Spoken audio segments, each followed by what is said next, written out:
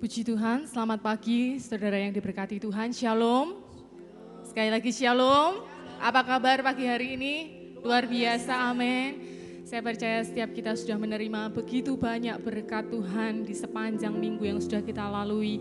Dan hari ini kita ada di tempat ini, kita rindu bersama-sama mempermuliakan nama Tuhan, menyenangkan hati Tuhan melalui pujian dan penyembahan kita. Mari sebelum kita memulai ibadah kita, sama-sama kita bersepakat, kita akan bersatu hati di dalam doa. Kami bersyukur kepadamu Tuhan, sebab kasih setiamu lebih dari hidup. Dan pagi hari ini kami rindu memegahkan Engkau melalui setiap pujian dan penyembahan kami. Kami rindu mengagungkan Engkau lebih dari segalanya.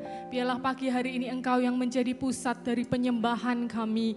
Engkau yang kami muliakan, kami agungkan, kami tinggikan.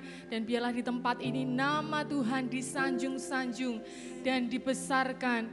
Dan saat ini Tuhan kami rindu kehadiran-Mu nyata di tengah-tengah kami. Kuasai ibadah kami dari awal sampai pada akhirnya dengan pengurapan Roh Kudus, bahwa kami untuk menikmati perjumpaan pribadi bersama dengan Tuhan. Karena kami tahu ketika kami berjumpa dengan hadirat Tuhan, maka hidup kami akan dipulihkan, hati kami akan diubahkan oleh Tuhan menjadi pribadi yang berkenan di pemandangan Tuhan.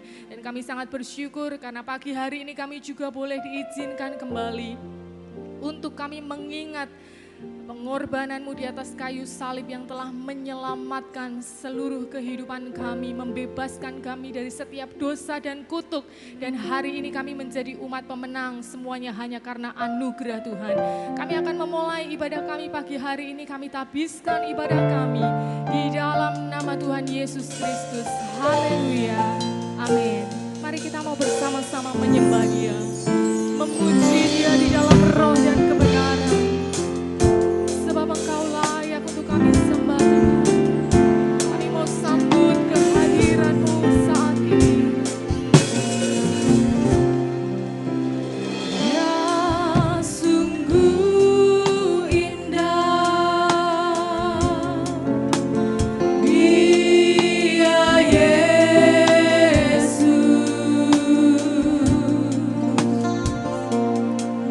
Dia ajaib, Dia mulia, Dia agung.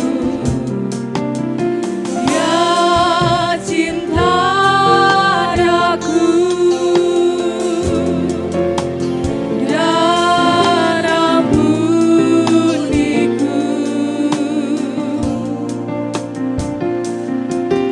Bahkan rela berikan nyawanya keselamatanku.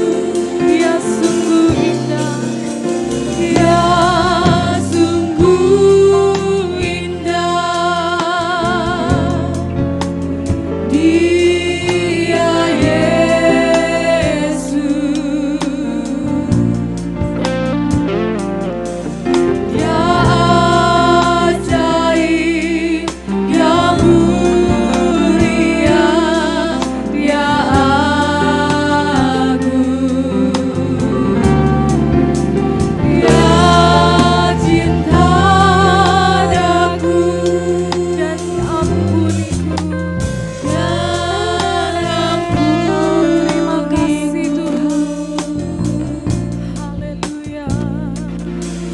Bahkan rela berikan nyawanya keselamatan. Mari sambut kehadirannya.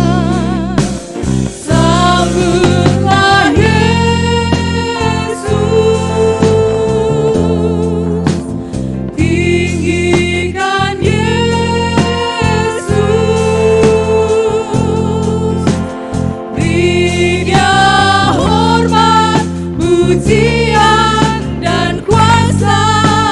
Yesus Raja. Bagi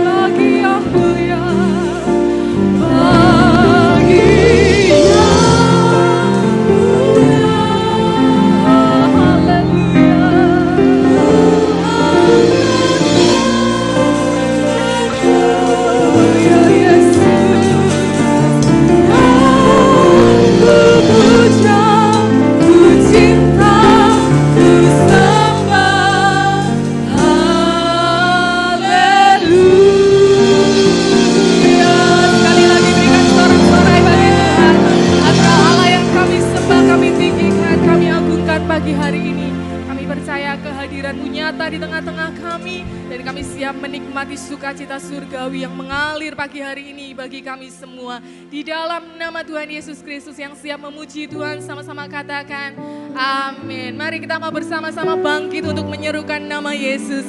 Nama di atas segala nama yang sanggup untuk menyelamatkan hidup kita. Haleluya.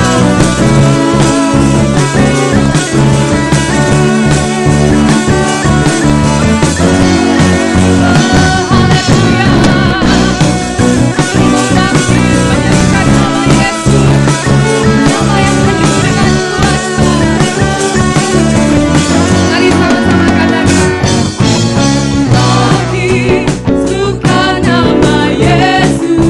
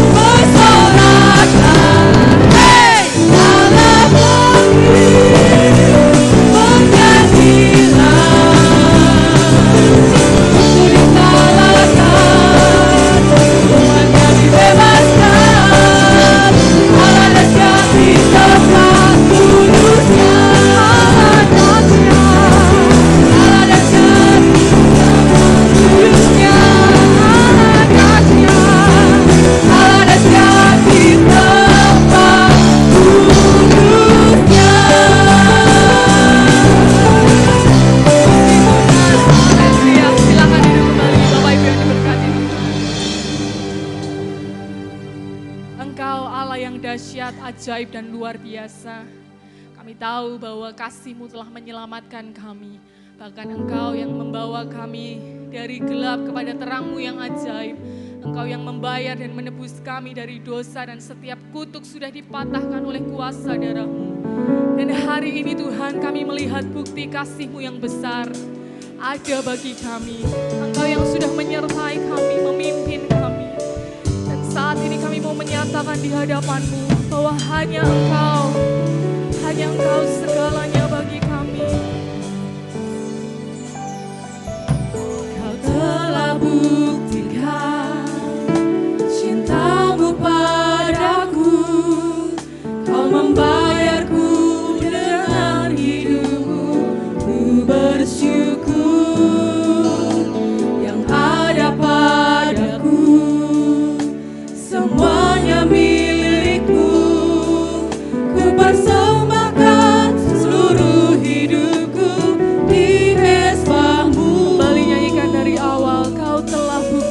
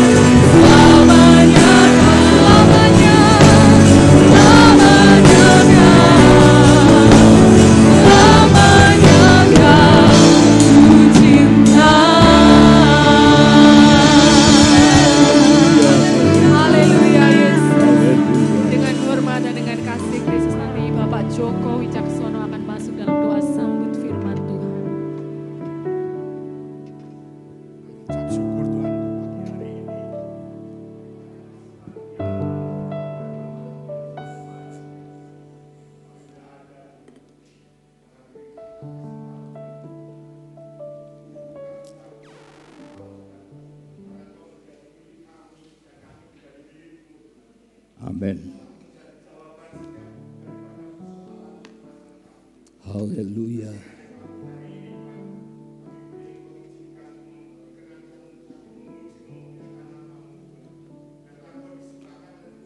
Terpujilah nama-Mu ya Allah.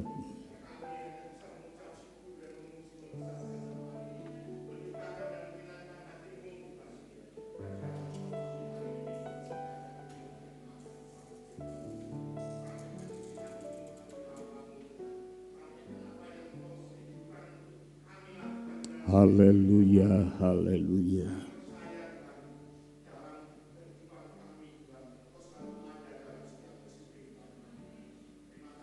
Terima kasih Tuhan.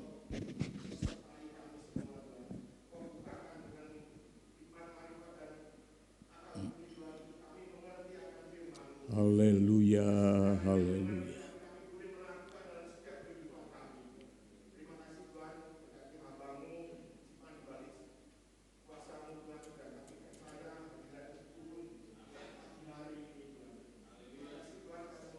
Terpuji nama-Mu. Amin. Selamat pagi, selamat kita berjumpa lagi. Shalom. Haleluya, puji Tuhan. Kita bersyukur karena masih ada waktu, kesempatan yang Tuhan berikan kepada kita. Kita dapat berhimpun bersama-sama memuji, memuliakan Tuhan. Bapak, Ibu, Saudara, setelah kita menjadi orang-orang percaya, beriman kepada Tuhan, menerima Yesus sebagai Tuhan dan Juru Selamat kita. Lalu kehidupan seperti apa yang Tuhan mau untuk kita jalani selama kita ada di muka bumi ini? Ya. Sekali lagi, kehidupan yang seperti apa, yang bagaimana, yang Tuhan kehendaki untuk kita jalani selama kita ada di muka bumi ini. Nah, kita buka Roma pasal 6 ayat 11. Roma pasal 6 ayat 11. Demikian bunyi firman Tuhan, kita baca bersama-sama karena hanya satu ayat. Setelah hitungan yang ketiga, 2, 3. Demikianlah hendaknya kamu memandangnya, bahwa kamu telah mati bagi dosa, tetapi kamu hidup bagi Allah dalam Kristus Yesus. Terpujilah Tuhan, sebab kasih setianya kekal buat selama-lamanya. Puji Tuhan. Haleluya. Bapak, Ibu, Saudara, kalau kita perhatikan dari ayat yang pertama pasal 6 kitab Roma dan perikop ini diberi judul oleh Lembaga Alkitab Indonesia, Mati dan Bangkit dengan Kristus. Nah, kalau kita perhatikan saudara-saudara dalam ayat yang ke-10 sebelum kita sampai kepada ayat 11. Sebab kematiannya adalah kematian terhadap dosa, satu kali dan untuk selama-lamanya. Dan kehidupannya adalah kehidupan bagi Allah. Nah, ayat-ayat sebelumnya memang menjelaskan kepada kita bagaimana kita hidup bagi dosa, hidup dalam kuasa dosa, hidup memperhambakan diri kepada dosa, dan bagaimana hidup di dalam Tuhan, di dalam seturut dengan kebangkitan Tuhan Yesus. Dan ayat yang ke-10 kita perhatikan di sana bahwa Yesus telah mati satu kali dan dia juga sudah bangkit untuk hidup bagi Allah. Lalu ayat yang ke-11 dikatakan tadi, demikianlah hendaknya kamu memandangnya. Ya. Kata memandangnya ini, ya, atau demikian seperti apa? Seperti ayat yang ke-10. Seperti Yesus telah mati bagi dosa dan hidup bagi Allah. Lalu ayat 11 dikatakan tadi, demikian hendaknya kamu memandangnya. Nah, kata memandangnya ini, Bapak Ibu Saudara di sana memiliki pengertian menganggap, menyadari. Ya. Kata yang dipakai memiliki pengertian menganggap, menyadari. Demikian hendaknya kamu pun harus menyadari bagaimana kamu harus hidup seperti Kristus mati bagi dosa. Ya. Mati bagi dosa. Seperti Yesus mati karena dosa. Tetapi dikatakan kamu hidup bagi Allah seperti Yesus, dia bangkit hidup bagi Allah. Nah, ini model hidup yang harus kita jalani, atau kehidupan yang Tuhan mau yang kita jalani selama kita ada di muka bumi ini. Nah, Bapak Ibu Saudara, nah kita perhatikan dalam ayat yang ke-11 itu ada dua hal yang ditekankan. Yang pertama, mati bagi dosa, ya. Sekali lagi, mati bagi dosa, dan yang kedua, hidup bagi Allah. Urut-urutannya memang seperti ini. Kita tidak mungkin bisa hidup bagi Allah kalau kita tidak mati bagi dosa.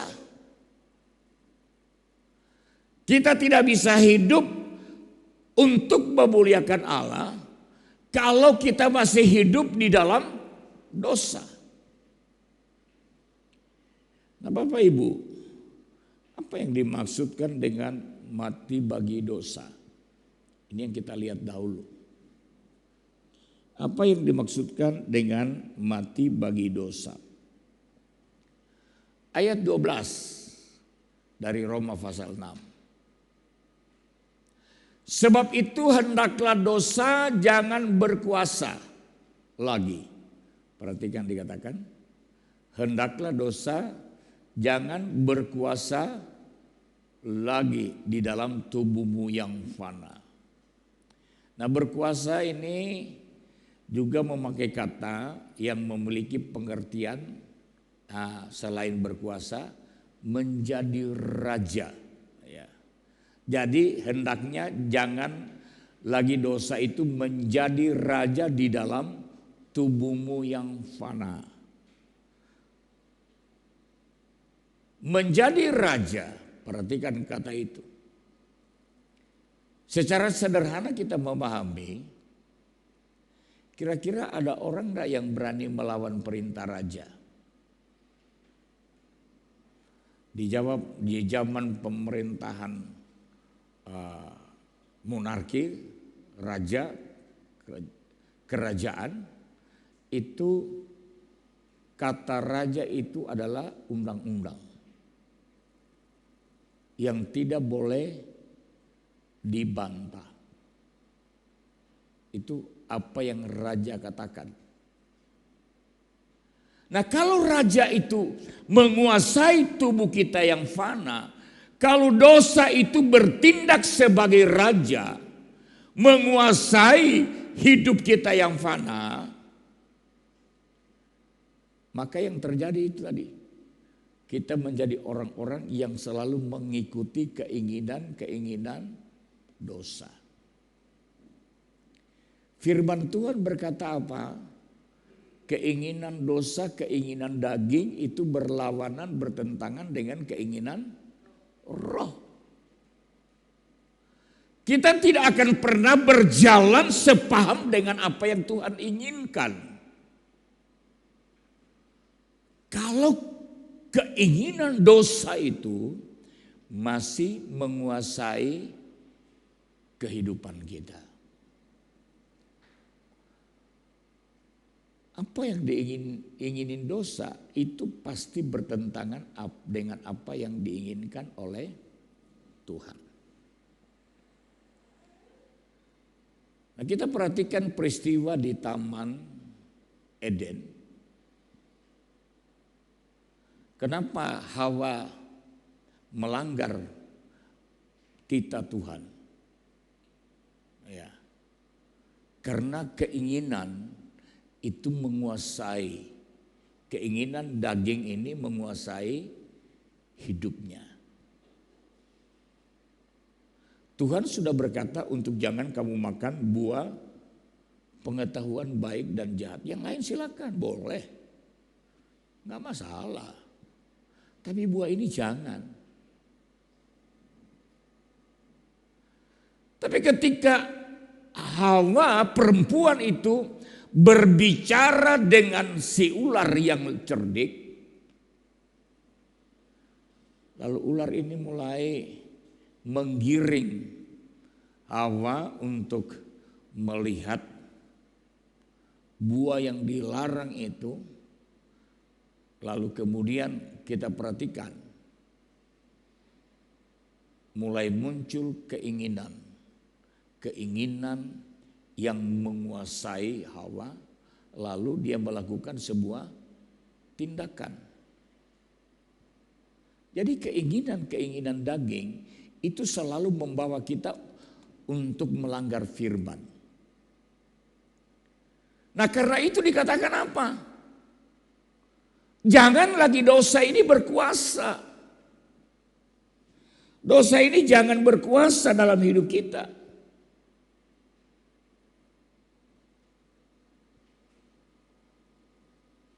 Saudara-saudara, lalu bagaimana caranya supaya dosa itu jangan berkuasa lagi dalam hidup kita, memerintah kita, sehingga kita takluk kepadanya, melakukan hal-hal yang bertentangan dengan firman Allah. Ayat yang ke-6. Ayat 6 dari Roma pasal 6. Kita lihat ini cara yang pertama, bagaimana kita menguasai diri kita sehingga dosa tidak mengendalikan kita. Karena kita tahu bahwa manusia lama kita telah turut disalibkan. Manusia lama kita, manusia dulu.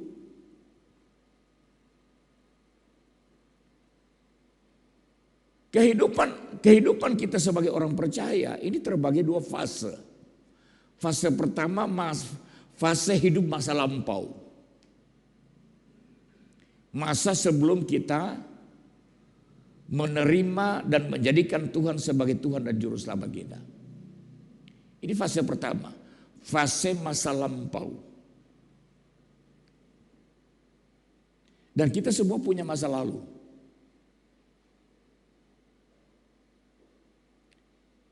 Kalau kita perhatikan di dalam Alkitab, Paulus yang menulis surat ini juga punya masa lampau. Masa lampaunya Paulus apa? Hidup menentang kebenaran. Itu masa lampau kita, saudara. Kita punya, dan masa lampau kita berbeda-beda, tidak sama. Tidak sama. Ada orang-orang yang punya masa lampau berangkat dari dunia yang paling hitam.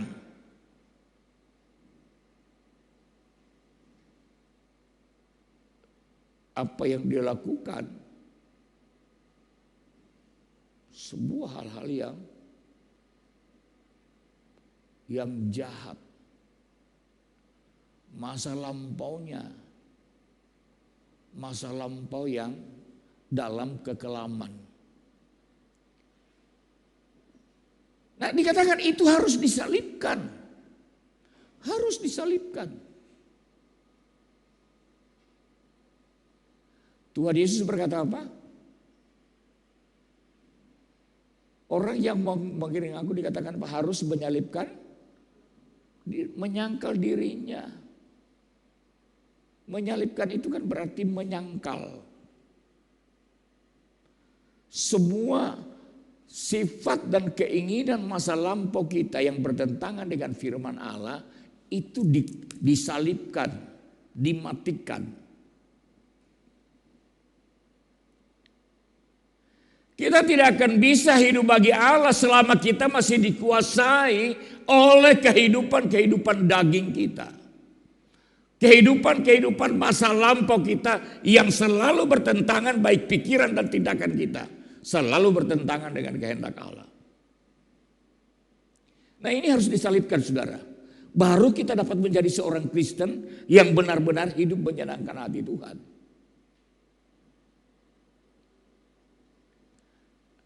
Ada banyak keinginan kita. Ada banyak sifat-sifat kedagingan kita yang menghambat pertumbuhan iman Kristen kita. Saya selalu katakan gak usahlah yang terlalu kita cari contoh-contoh yang terlalu sulit. Hidup hari-hari saja. Keseharian kita saja. Waktu kita masih terjebak dengan sifat-sifat masa lalu kita, artinya kita belum mati bagi dosa.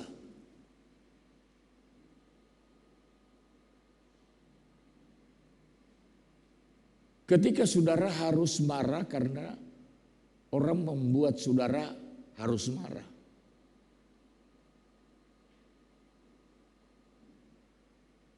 Orang yang sudah mati bagi dosa kira-kira apa yang dia lakukan?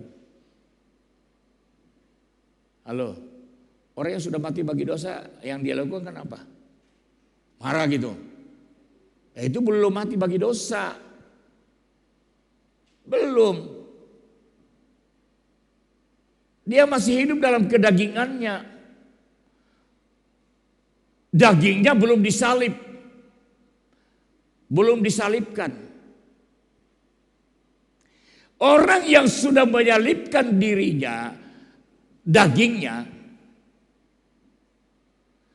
dia akan melepaskan ke pengampunan ketika dia harus marah.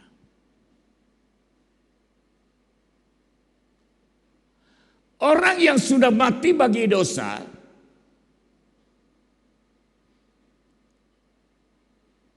saudara-saudara, dia harus bisa untuk menerima perlakuan-perlakuan orang yang paling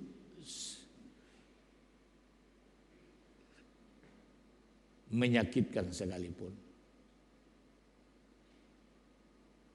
Di dunia ini kan saya beberapa kali juga mengatakan, kita nggak mungkin bisa melarang orang untuk berkata tidak benar buat kita. Betul nggak? Kita nggak mungkin bisa melarang orang untuk memfitnah kita.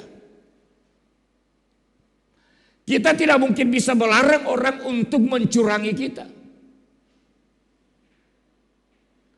Tetapi kita bisa menyalibkan daging kita untuk kita tidak meresponi secara daging. Sehingga membuat kita menjadi orang-orang yang belum mematikan, belum mati bagi dosa. Nah ini yang Tuhan mau. Perjalanan iman Kristen itu sulit, berat, tapi harus dijalani. Itu salib setiap hari. Salib setiap hari, saudara.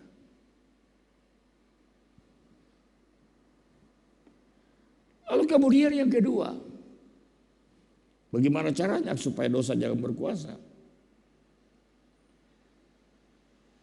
Ayat 13.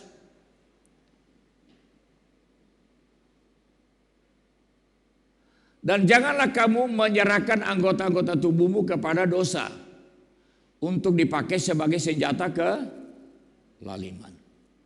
Perhatikan dulu kita Coba perhatikan dulu kata itu. Kata menyerahkan itu berasal dari kata dasar apa? Kata dasarnya apa? Menyerahkan. Ya. Serah. Kata apa namanya? Jadi kata-kata kerja dia ya, serahkan. Ya, dari satu kata kerja serahkan.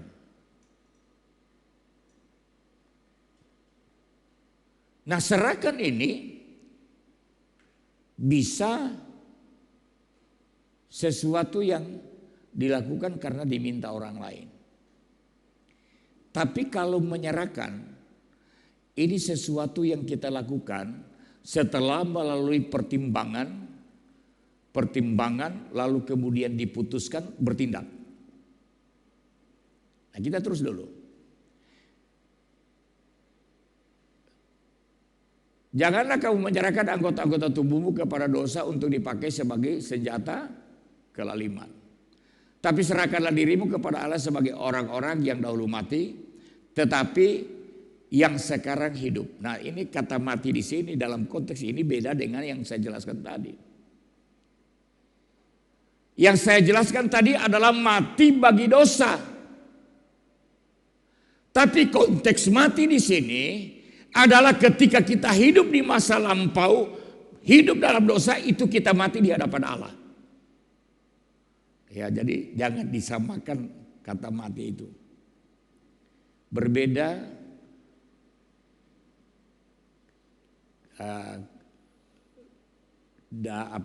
pengertian sesuai dengan pemakaiannya. Jadi mati di sini adalah ketika kita hidup dalam dosa, itu kita mati di hadapan Allah.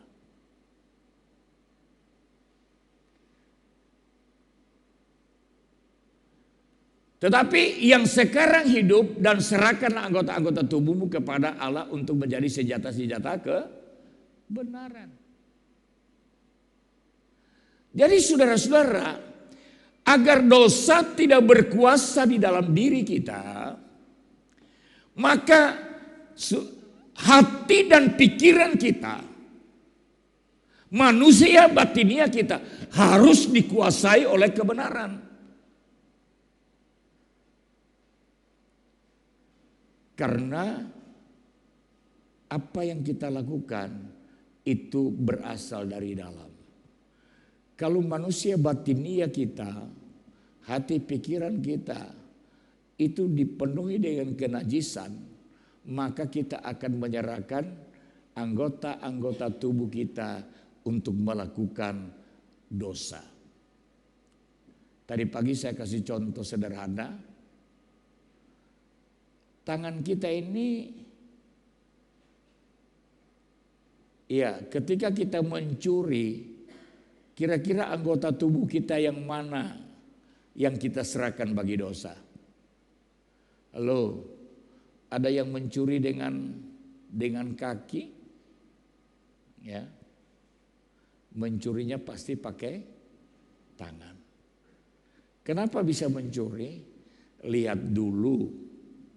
Setelah dilihat muncul keinginan, ditimbang-timbang juku opo ora lalu bertindak ambil.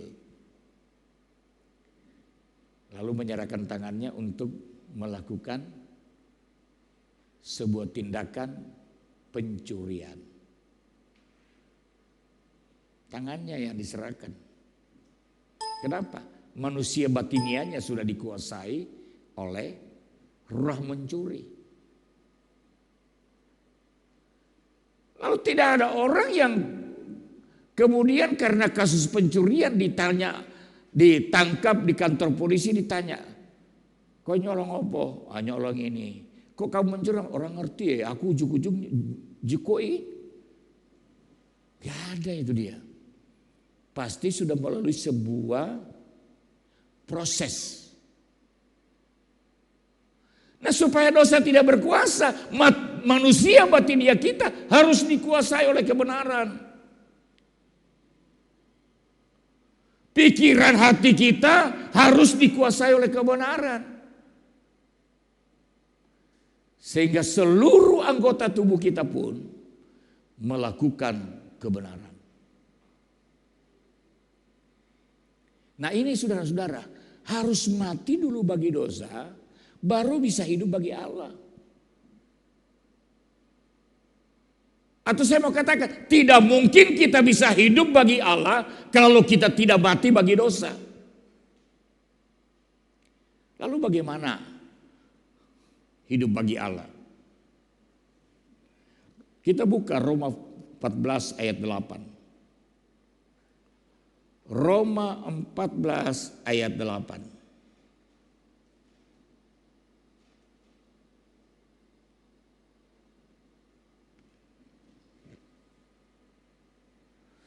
Sebab jika kita hidup untuk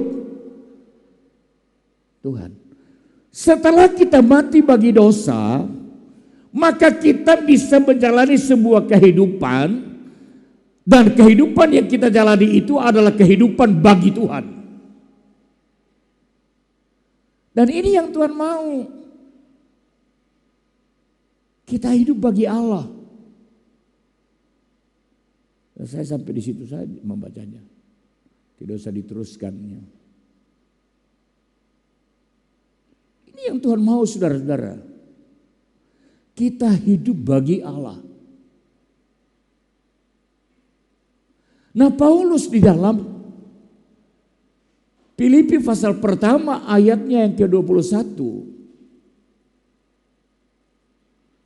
Dia menyampaikan sebuah pernyataan kehidupan seperti apa yang dia jalani. Coba Filipi pasal 1 ayat 21.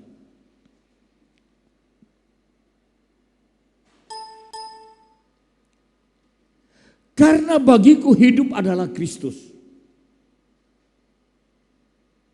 dan mati adalah keuntungan. Nah saya suka dengan terjemahan sederhana Indonesia. Terjemahan itu bunyinya seperti gini. Karena bagi saya, kata Paulus, hidup ini hanyalah untuk memuliakan Kristus. Itu terjemahan sederhana Indonesia menggambarkan apa, menerangkan lebih jelas apa yang dimaksudkan hidup bagiku hidup adalah Kristus. Katakan di sana apa? Paulus hanya hidup untuk memuliakan Kristus. Nah pertanyaannya saudara yang kasih, apakah hidup ini kita jalani dan Kristus dipermuliakan dalam hidup kita?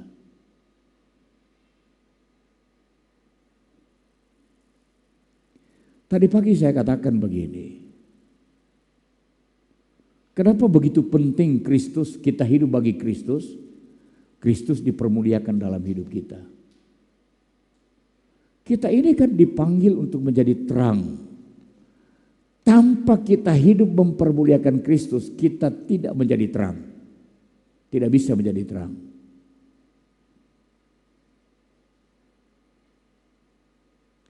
Nah ketika kita berbicara bahwa hidup bagi Kristus itu adalah hidup terang, maka kaitannya dengan pengaruh terhadap orang lain. Ya kan kalau kita baca Matius pasal 5 itu kan kamu adalah terang dunia. Fungsi terang itu kaitannya adalah fungsi untuk dunia. Ya. Terang dunia artinya kita berfungsi menjadi terang bagi dunia, bagi orang di sekitar kita.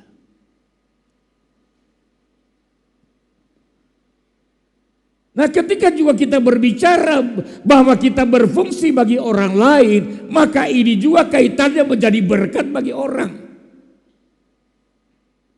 Berkat seperti apa? Kalau dia adalah anak Tuhan, dia diteguhkan dalam iman. Kalau dia adalah orang yang belum percaya, dia menjadi percaya kepada Kristus. Nah bagaimana dengan hidup kita? Kita sudah menjadi terang enggak? Meneguhkan orang-orang seiman.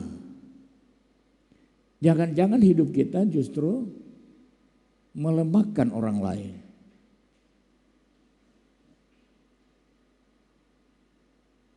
Yang kedua, pertanyaannya kedua, kita sudah menjadi terang, kita jadi berkat sehingga ada orang-orang diselamatkan atau tidak?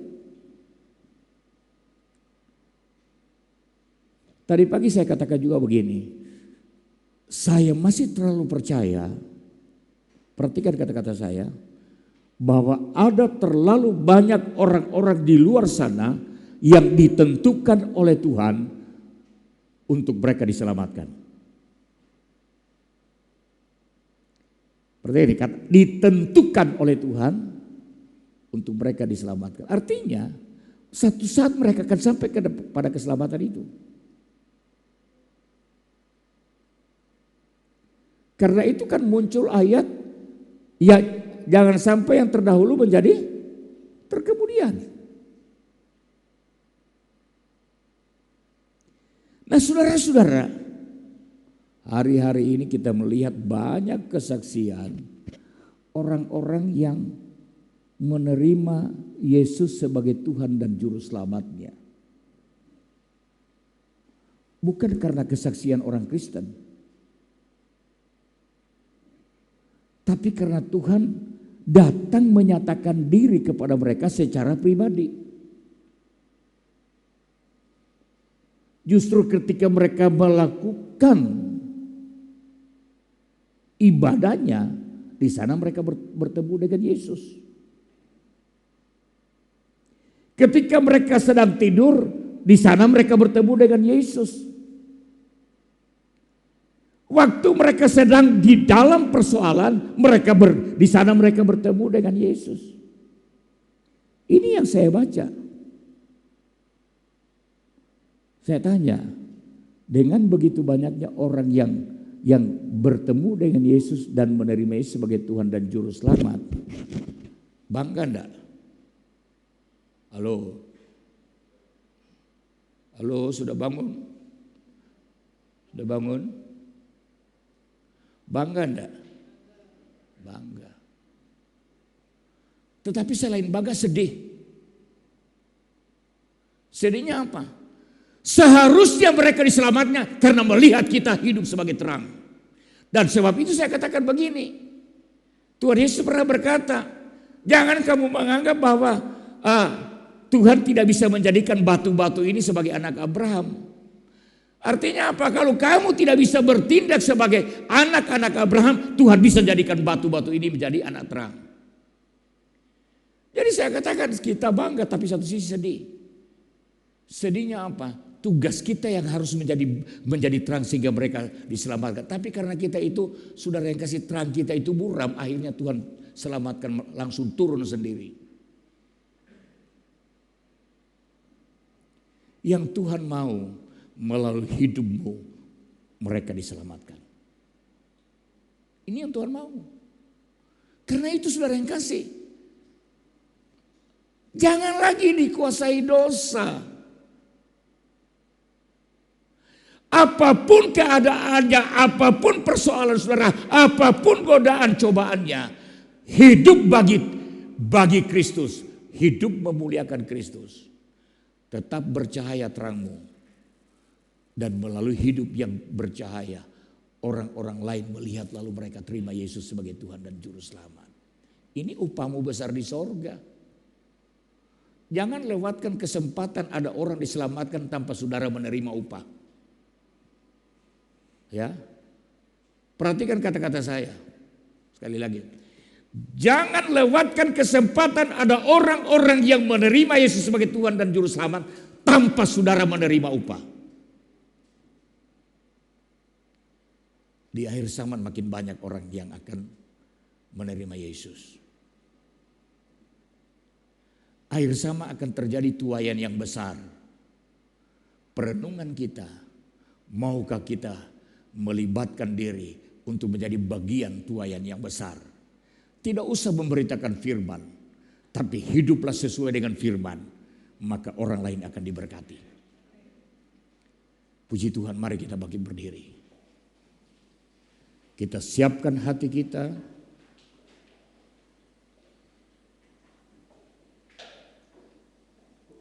Haleluya. Untuk menerima perjamuan kudus.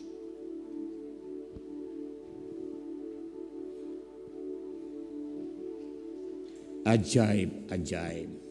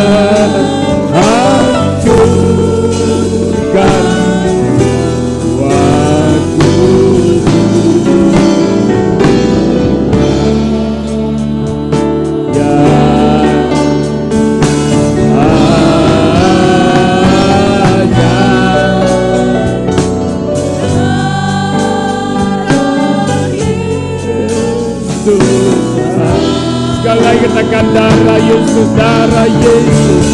Angkat roti pada tangan kanan. Darah Yesus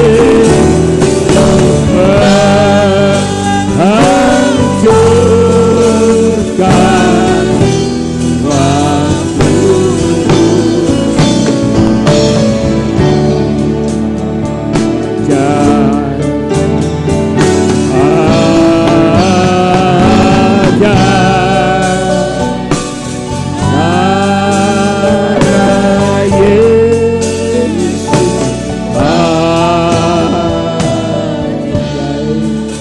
akan firman Allah, sebab apa yang telah kuteruskan kepadamu telah aku terima dari Tuhan, yaitu bahwa Tuhan Yesus pada malam waktu ia diserahkan mengambil roti, dan sesudah itu ia mengucap syukur atasnya. Ia memecah-mecahkannya dan berkata, inilah tubuhku yang diserahkan bagi kamu. Perbuatlah ini menjadi peringatan akan aku.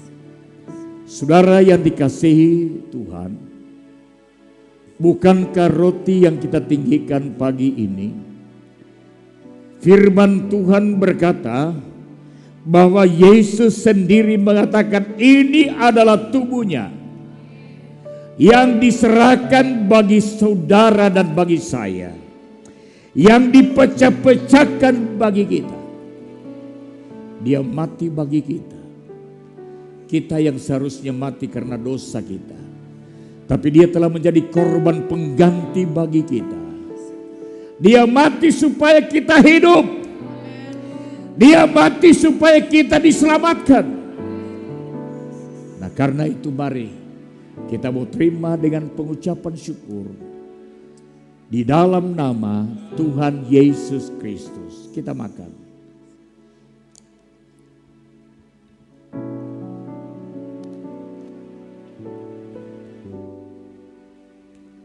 Terima kasih Tuhan. Haleluya. Haleluya buat tubuhmu. Haleluya, kami bersyukur. Kami percaya ada kekuatan baru di dalam tubuh Kristus yang kami terima pagi hari ini, sehingga kami mampu menjalani hidup ini. Haleluya, haleluya. Angkat cawan pada tangan kananmu. Demikian juga ia mengambil cawan sesudah makan lalu berkata, cawan ini adalah perjanjian baru yang dimeteraikan oleh darahku. Perbuatlah ini setiap kali kamu meminumnya menjadi peringatan akan aku. Saudara yang dikasihi Tuhan, bukankah cawan anggur yang kita tinggikan pagi hari ini, firman Tuhan berkata adalah perjanjian baru yang dimeteraikan oleh darah Yesus. Darah yang olehnya kita memperoleh pengampunan. Darah yang olehnya kita diselamatkan. Haleluya, haleluya. Dan oleh bilur-bilurnya kita disembuhkan. Mari kita mau terima cawan yang sudah dimeteraikan oleh darah Kristus. Di dalam nama Tuhan Yesus Kristus, kita terima, kita minum. Haleluya. Terima kasih Tuhan. Haleluya, berikan kemuliaan bagi Tuhan. Haleluya, haleluya. Haleluya, haleluya, haleluya. Terima kasih Tuhan, terima kasih. Terpuji namamu ya Tuhan, haleluya. Sekarang saya sudah bebas. Sekarang saya sudah bebas. Saya bebas oleh darah-darahnya Domba Allah. Sekarang saya bebas, Haleluya. Sekarang saya sudah bebas. Glory. Sekarang saya sudah bebas. Saya bebas oleh darah-darahnya Domba Allah. Sekarang saya bebas, bebas, bebas. Haleluya. Sekali lagi. Sekarang Saya sudah bebas. Sekarang saya sudah bebas. Saya bebas oleh darah-darahnya Domba. Sekarang saya bebas, bebas, bebas.